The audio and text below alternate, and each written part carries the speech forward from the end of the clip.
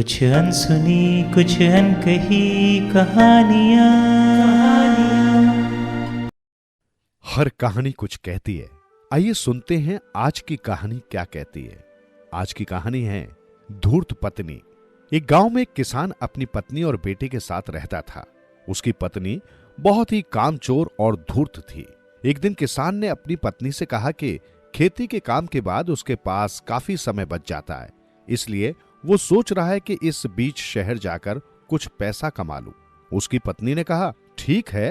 धान की फसल तैयार होने पर किसान ने अच्छे किस्म के धान को एक अलग कोठिला, अनाज रखने के लिए मिट्टी से बनाया गया बड़ा गोल पात्र जैसा स्थान में रख दिया और एक गट्ठर कपास खरीद कर अपनी पत्नी से कहा कि तुम धीरे धीरे धान को कूट डालना और चरखे से इस कपास का सूत काट लेना।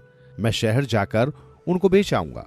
उसने कहा कि ठीक है, जब तक तुम शहर से वापस नहीं आओगे मैं सारा धान कूट और कपास का सूत काट डालूंगी। किसान के जाने के बाद उसकी पत्नी दिन भर इधर उधर घूमती और अच्छे वाले धान को कूट कर उसके चावल को पकाकर खा जाती और भूसे को दूसरे कोठिला में रखने के बाद लंबी तान कर सो जाती। कपास भी वैसे का वैसा ही पड़ा रहा। कुछ दिन बाद किसान शहर से लौट आया और उसने धान और कपास के बारे में पूछने पर उसकी पत्नी ने जवाब दिया कि मैंने सारा धान कूट कर चावल निकाल लिया और कपास का सूत काट लिया है। किसान ने कहा, ठीक है, मैं कल बाजार जाकर उसे बेच आऊंगा। और रात में खाना खाकर वो खेत की रखवाली करने के लिए चला गया।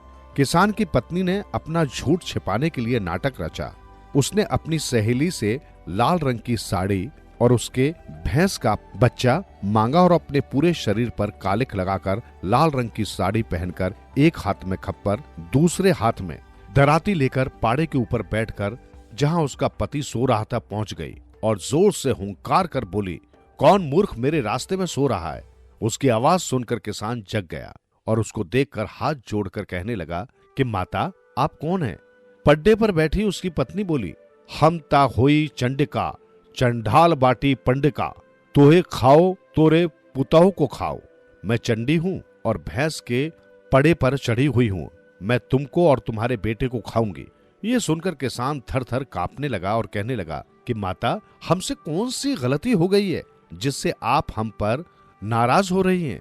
मैं 3 लोक के भ्रमण के लिए जा रही हूँ और मूर्ख तू मेरे रास्ते में सो रहा है। उस स्त्री ने आवाज बदलकर कहा, माता, गलती हो गई, क्षमा करें। किसान ने डरते हुए कहा। वो उसे डराती रही और वो माफी मांगता रहा।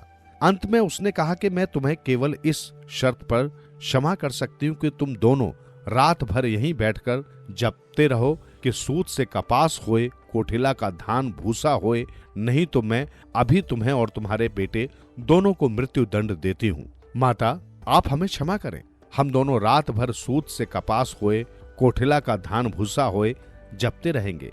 किसान ने हाथ जोड़कर कहा। किसान की पत्नी खेत से वापस आकर नहा धोकर सो गई। सवेरा होते ही किसान घर पहुंचकर अपनी पत्नी से रात की घटना सुनाने लगा। वो अनजान बनी हैरानी के साथ सब सुनती रही। जब किसान ने अपने सूत से कपास वाली बात कही तो वो घबराने का नाटक करते हुए कहने लगी, तुमने ऐसा कहा तो नहीं? अरे कहा, तभी तो जाकर जान बची है, किसान ने कहा। इतना सुनते ही वो कोठिला को खोलकर देखने लगी। कोठिला में भुस भरा हुआ था और कोने में कपास का गट्ठर रखा हुआ था। ये देखकर वो औरत दहाड़ मारकर रोने लगी। अरे तुमने ये क्या कर दिया? मैं दिन रात भूखी प्यासी रहकर धान कूटती और सूत काटती रही और तुमने मेरी महीनों की मेहनत को पल भर में बर्बाद कर दिया। पत्नी को रोता देखकर किसान उसे समझाने और चुप कराने की कोशिश करने लग गया। कहते हैं कुछ महिलाएं झूठ बोलने और नाटक करने में पारंगत होती हैं। ये कहानी कुछ ये ही कहती है। सुनते रहो दिल से यूं ही कहानियाँ। कहानियाँ आपकी, हमारी और सबकी, जो दिलों को छू लेती है। सुनते रहें कहानियाँ।